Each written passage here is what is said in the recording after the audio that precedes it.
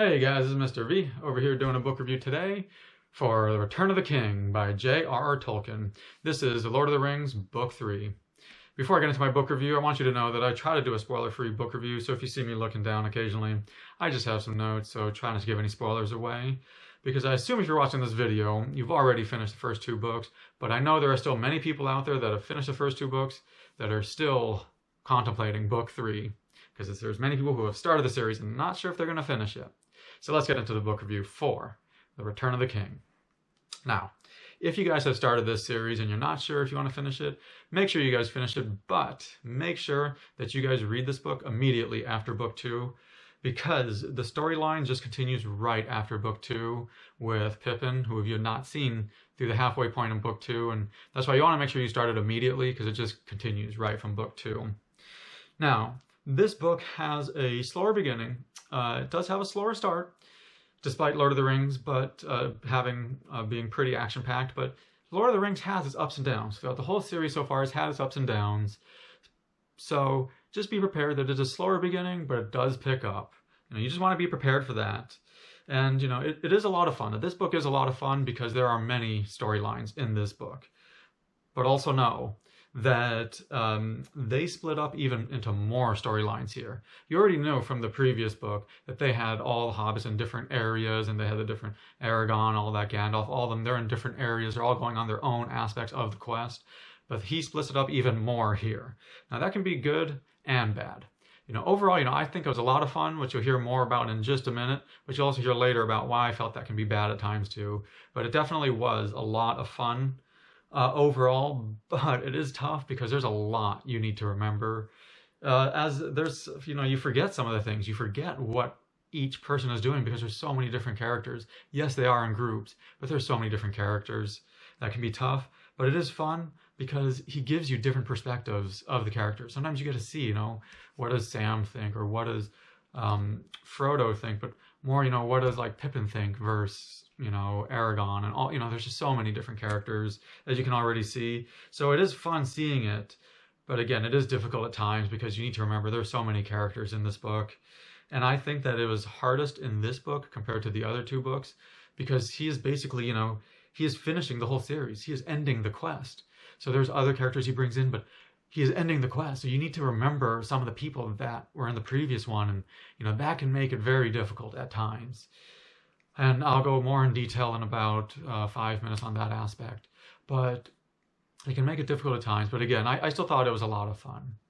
And I thought it was a lot of fun because there was a decent amount of action in this book. There's action throughout the whole series, but there was definitely more fights in this book because he is ending the series. And you basically have to have that action to end the series. You got to know, okay, what happens? Who defeats who? And it's just a lot of fun. And that many of the storylines, they do have these battles or these fights, and because you got to see who defeats who. And as for the book as a whole, though, I said it was a slower start. And because of that, I thought the second half, though, was definitely much more fun. The first half still had some very fun aspects to it. There's still the battle scenes, all that, and it continues in the second half. But I thought the second half was very nice because I thought there was more drama and more wonder, as you had a lot of big questions on your mind in the second half. Of course, what happens to the ring? But it's more than just what happens to the ring. It's just more than that, as you wonder, how will this quest end?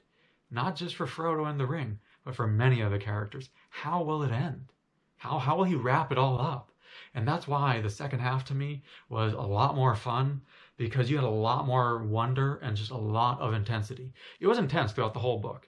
It definitely was intense throughout the whole book, but I think it had more mental wonder and fun in the second half. And that's why I enjoyed the second half a lot more. So even if you start the book, if you've already gotten that far into the book, you definitely want to just finish it, but just continue because, I just thought the second half was a lot more fun. Now, some of the things that I did not like about the book, or, were a little difficult about the book, was the long chapters. Just like the same as in book 1 and 2, he has long chapters again. And I felt that the same with book 1 and 2, some could have been shorter. So, that's just, but if you already read book 1 and 2, you already know what to expect in book 3 and the long chapters. Now, let me go back to the other aspect, some of the things that I did not like, the other aspect of the many storylines. I did like how many storylines there were. It can be a lot of fun, but it can also be very difficult because of There's so many characters and different storylines, and it's all going on at the same time. There's all different characters going to different quests at the same time, so that can make it a little difficult. And there were times, because you have so much to remember, there were times that I had to go online just to make sure I remembered what was going on for this character, who was doing what. You just had to remember it, and you want to be careful when doing that. But there were times I had to go back online and just to check to make sure I remembered what was going on.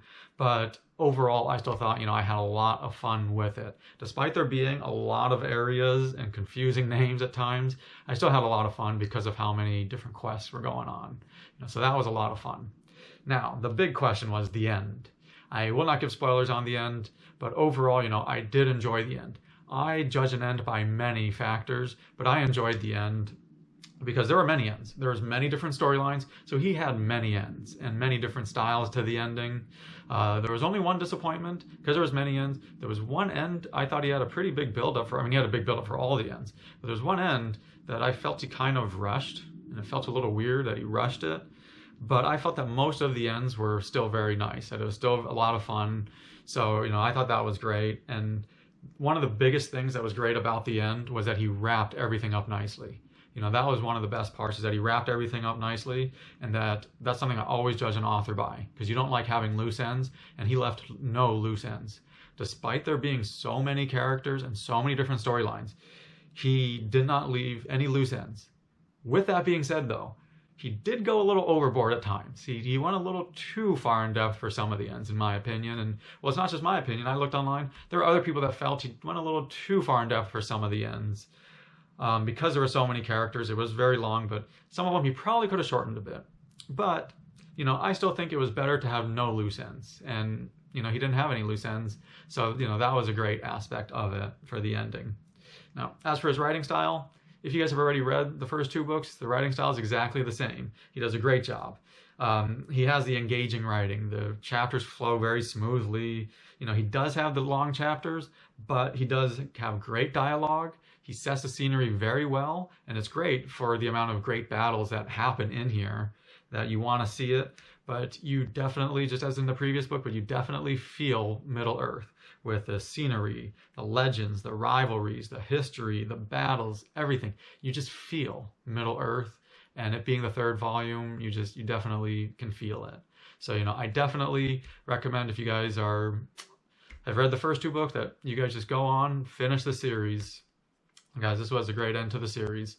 Now, let me give it my official rating right now. So I always rate my books on a scale of 0 to 10, with a 0 being an awful book, a 5 being average, and a 10 being phenomenal. If it gets anywhere near a 10, definitely put that on your reading list, because I'm a very tough critic, because a 5's average, so it's tough to move up even 1 point in my rating system. And if you guys go back, you can see what I rated the other two books. But with a 5 being average, this Return of the King was very tough to rate.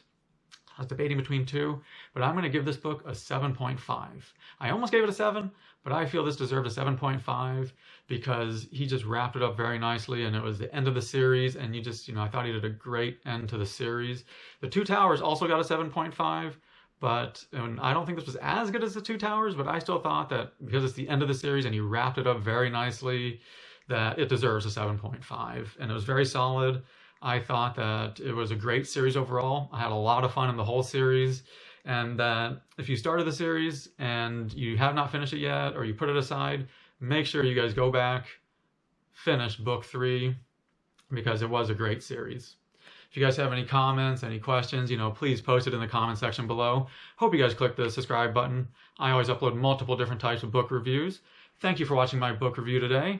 This is Mr. V. Go enjoy reading.